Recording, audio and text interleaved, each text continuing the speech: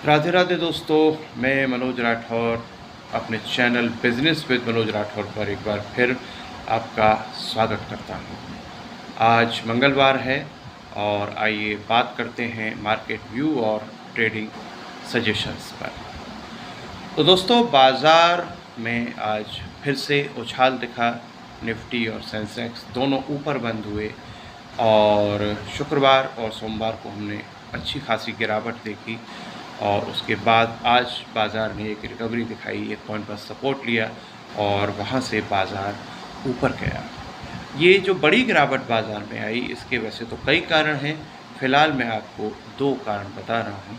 तो पहला तो क्या होता है कि जब बाज़ार ऑल टाइम हाई लगाता है तो उसके बाद बाज़ार में एक बड़ी प्रॉफिट बुकिंग आती है। आप मेरे पुरानी वीडियोस में देख सकते हैं कि प्रॉफिट बुकिंग क्या होता है, शॉर्ट कवरिंग क्या होता है, वो आपको पता चल जाएगा।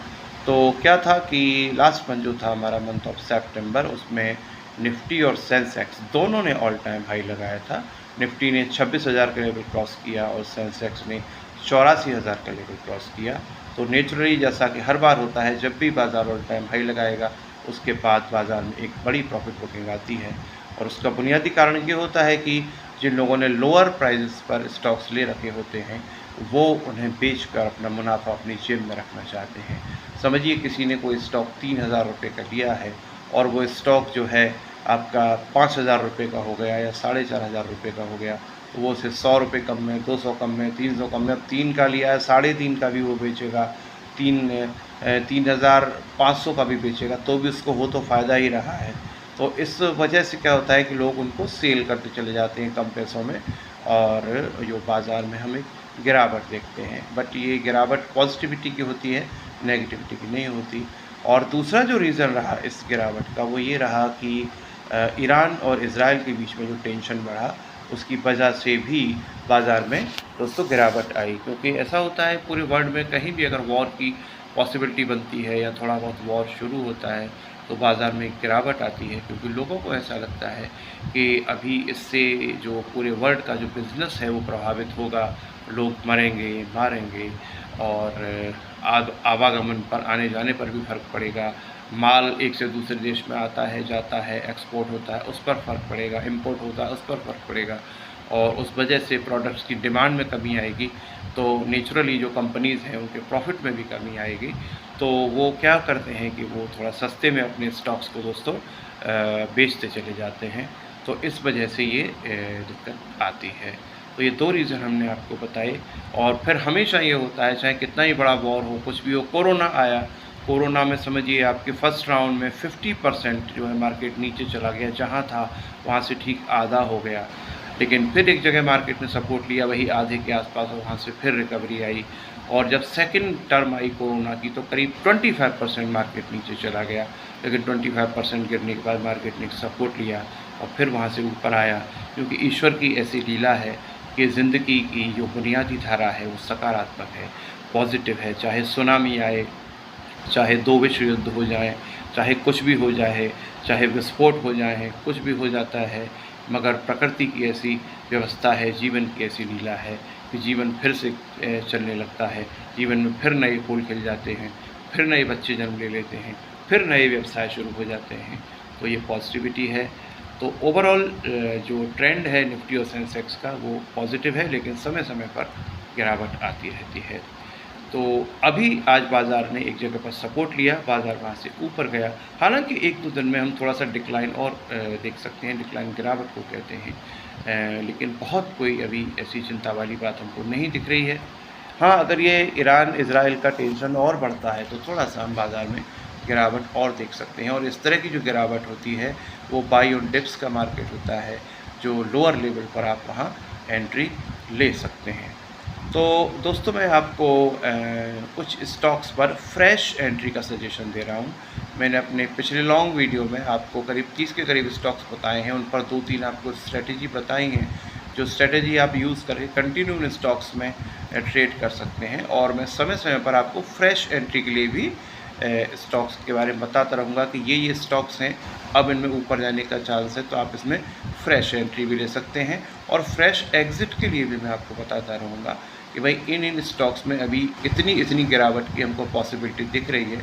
तो अगर ये स्टॉक्स आपके पास हैं तो फ़िलहाल आप चाहें तो इनसे बाहर हो सकते हैं, और फिर जहाँ तक इनको गिरना है वहाँ तक ये गिर जाएँ, वहाँ तक वेट कीजिए। मैं फिर आपको दोबारा से फ्रेश एंट्री लेके बताऊँगा, तो वहाँ से फिर से एंटर हो जाइए। तो उतनी गिरावट का जो लॉस था उससे आप जो है बच सकते हैं, है ना, और वो जो डिप मिला उसका फ़ायदा उठा सकते हैं। तो अभी मैं आपको बता रहा हूँ 5 स्टॉक्स बता रहा हूँ जिनमें आप फ्रेश एंट्री ले सकते हैं, और अभी इनमें फिर से हम एक फ्रेश जो अपसाइड मूवमेंट है उसकी पॉसिबिलिटी देख रहे हैं। तो देखिए, टाटा स्टील है, टाटा मोटर्स है, बंधन बैंक है, आरबीएल बैंक है और फेडरल बैंक है। इन सभी स्टॉक्स में आप फ्रेश एंट्री ले सकते हैं। अंबर एंटरप्राइजेज़ में भी मुझे पॉसिबिलिटी दिख रही है फ्रेश एंट्री, आप वहाँ भी ले सकते हैं, अपसाइड मूवमेंट की संभावना दिख रही है। तो ये मैंने कुछ आपको कैश मार्केट के बारे में बताया, और अभी मैं आपको बता रहा हूँ फ्यूचर एंड ऑप्शंस के बारे में, डेरिवेटिव्स के बारे में। आप मेरे पुराने वीडियोस में देख सकते हैं, वहाँ मैंने बेसिक चीज़ें के बारे में बताई हुई हैं। तो मैं आपको पहले एक बेसिक जो है स्ट्रेटजी बताता हूँ निफ्टी फ्यूचर्स और निफ्टी ऑप्शंस में ट्रेड करने की दोस्तों। तो निफ्टी फ्यूचर्स में आप नेक्स्ट मंथ का फ्यूचर ले लीजिए, है ना। जैसे ये क्या चल रहा है, अक्टूबर चल रहा है, तो आप नवंबर का फ्यूचर्स लीजिए, ठीक है। और उसमें आप 5 to 10% का लगा दीजिए स्टॉप लॉस, और 10 to 20% का लगा दीजिए टारगेट। स्टॉप लॉस क्या है, टारगेट क्या है, मैं पिछली वीडियोज़ में बता चुका हूँ, आप देख सकते हैं। ऐसे ही निफ्टी ऑप्शंस में क्या होता है, फ्यूचर्स में तो क्या होता है, एक ही प्राइस चलता है ना। ऑप्शंस में क्या होता है कि बहुत सारे स्ट्राइक प्राइजेस होते हैं, और अलग अलग स्ट्राइक प्राइजेस की कॉल के अलग अलग दोस्तों प्राइजेस होते हैं, है ना। तो आप जो है एट द मनी ऑप्शन ले लीजिए, और मैं निफ्टी में फ्यूचर्स दोनों में ही लॉन्ग पोजीशन शॉर्ट पोजीशन होती है, यानी बढ़ने पर आपको फ़ायदा होगा या गिरने पर आपको फ़ायदा होगा। तो मैं अभी आपको बढ़ने पर फ़ायदे वाली बात बता रहा हूँ, लॉन्ग पोजीशन बता रहा हूँ दोस्तों, है ना। कंफ्यूज मत होइएगा, शॉर्ट पोजीशन जब बताऊंगा तो बोलूँगा शॉर्ट पोजीशन लीजिएगा। ये मैं आपको स्ट्रेटजी लॉन्ग की बता रहा हूँ, है ना, आपको बढ़ने पर फ़ायदा हो वो वाली स्ट्रेटजी, है ना।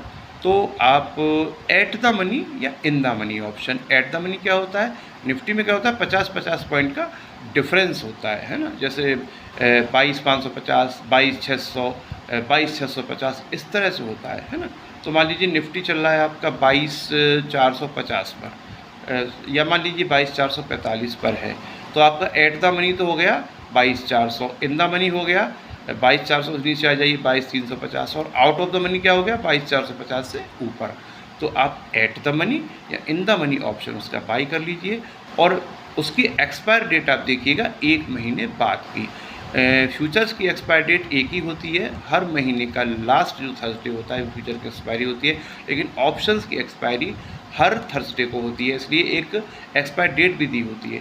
तो एक्सपायर डेट आप देखिएगा 1 महीने बाद की, और सेम स्ट्रैटेजी वहाँ यूज़ करें, 5 से 10% का स्टॉप लॉस लगाएं और 10 से 20% का टारगेट लगाएं।